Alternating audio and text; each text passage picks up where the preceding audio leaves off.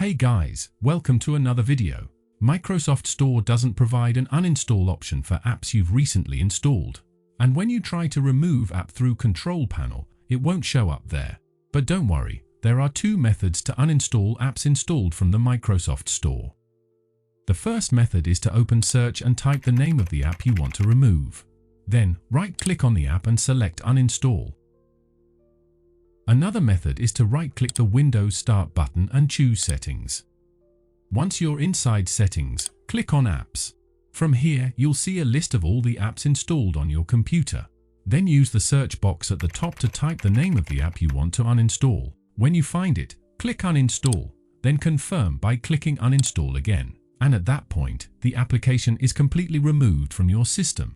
If you check the app on the Microsoft Store afterward, you'll notice that the Install button is available again, which means you can reinstall it anytime you want.